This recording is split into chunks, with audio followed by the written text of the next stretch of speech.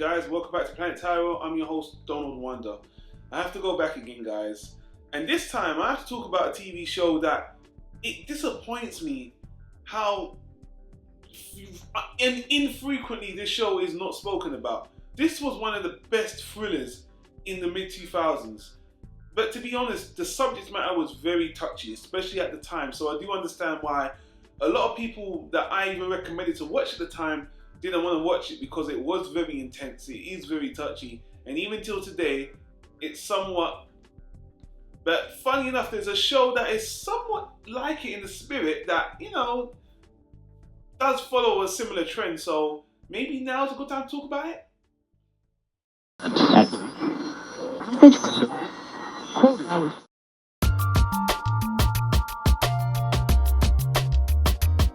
Tyro Media.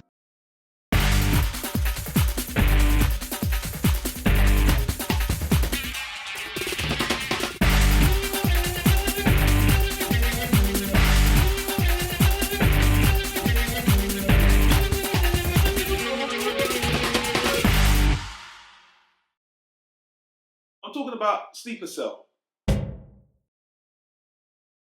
Sleeper Cell is a very short Showtime terrorist thriller action drama that features Michael Ealy as the main character, who's an undercover black FBI Muslim who his job is to infiltrate a Muslim terrorist sleeper cell that wants to plan terrorist acts on Los Angeles.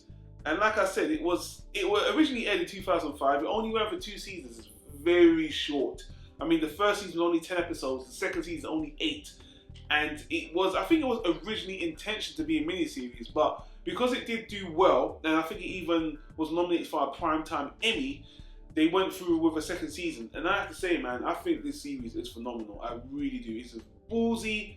There's so many things about the story, apart from the very touchy story that is very well done. And I want to point out the casting.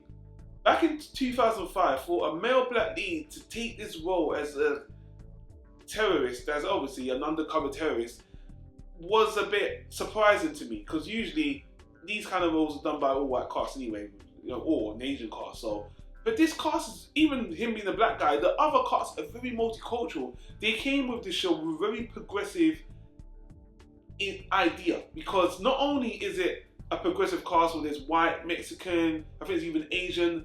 The terrorist group are multicultural. They're all Muslim terrorists. But the funny thing is, another thing I like about the show is they're all kind of hypocrites. Like, they all pretend to be these Muslim faith believers that have strong ties in the Muslim religion, and they want to cleanse and all that propaganda. But in their lives, they're cheaters, sex, drugs, all that stuff. And I'm not just harping on Muslim. I mean, religion in general. There's so many hypocrites in religion. I think this show does a good job in portraying that across these multiple ethnicities and these people. Women, men, I mean, it's such a great cast. And Michael Ealy is absolutely fantastic. And he's gone on to do bigger and better things as a Hollywood star right now. Not A star, but B star. He's climbing. This show put him on the ranks, and I can see why. He's a really good actor, really great. The rest of the cast are great. Like I said, the first season only 10 episodes, and it really drew me in. Like, I'm not scared to watch risque storylines. And at the time, I remember this was a hot topic. I couldn't even get some people to watch it because it was just too intense for them. And I'm not trying to be like, oh, you pussy, you couldn't watch the show. It's serious. This is serious. Killing people, they're planning things. There's murder in the show. It's Showtime. There's graphic sex, graphic violence, murder. The first season, basically, they want to plan a terrorist bomb. They want to plan a terrorist explosion at I think it's a baseball game, a huge stadium. And the first season, the season finale is fantastic. They set the stage for that so well, and the way it ends is just oh man, blew me away. The second season is much shorter, and it just follows up from the from the first season, where I don't want to spoil it, but it doesn't. The first season, their little terrorist plan didn't go to plan, but they want to raise the stakes to make it even more dangerous. And the main character, he's having a relationship with a white lady with a kid, and it's just really heartbreaking to see how it goes. The ending of the whole show does not end on a good tick, and I like that because it's so realistic. And man, the end of the second season is actually fantastic, man. They take it to the Middle East, man, and it goes Man, the last scene of season 2 is kind of just wow, man. They really took it there. This show was another show in my mind that was the beginning of great storytelling in television. That was that cinematic television that we see now and that we're not taking for granted. This show was the foundation for better shows that came along. But it's so underrated and it's such a shame. Guys, if you've got a little bit of time, check out this show, Sleeper Cell. It's really short. It's only 18 episodes in total. That's kind of like one season of a show now. And I will, before I end, I will say that the original concept for this show, because it ended, but they kind of had the idea that every couple of years they want to create a new terrorist group, a new FBI agent to go in. Somewhat that kind of did with True Detective.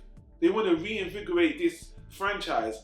But again, now that Homeland is on, Homeland, I know it's not the same, it's kind of an inverted version of Sleeper Cell from what I can tell. But I don't know, I don't think they're going to come back to this. It's been nearly 10 years anyway since it aired. But on its own, the first 2 seasons stand alone, strong. I'm going to give Sleeper Cell a first class. Maybe even a high. I'll give it a first class because it was a little bit slow to start. But overall, it's a very solid show. I think it ages fantastically well. It's short, it's concise. The acting's good, the casting's good, the action's good. I mean, this is just a well done show that is just slept on. Underrated. So if you can take this kind of storyline, if you like movies like The Siege, which is again very similar, if you don't mind the plot, give this one a go, because this is really one of the most slept on shows, which to my surprise I couldn't even find another video review of on YouTube. So I'm like, this show is not getting the praise it deserves. But it has got high ratings on IMDb and Rotten Tomatoes and stuff, so people do recognise it, but it just needs more awareness. Do I want to see the show rebooted again like they planned to do originally? Yes and no. Maybe, but it's been so long now, it would be like a new show in itself. But if you watch this show, I think you'll see that, maybe it could be done. But, that's neither here nor there. So let's leave it at that, guys. Did you watch Sleeper Cell? Let me know. Leave a comment down below. I'd like to appreciate it. I'll say check it out. And if you do, let me know what you think in the comments down below as well.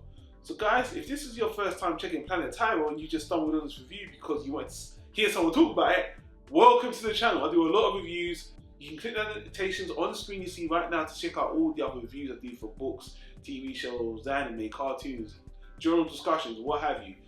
And then I hope I see you in the next video. But until then, take care. This is Donald Weiner signing off, saying peace out.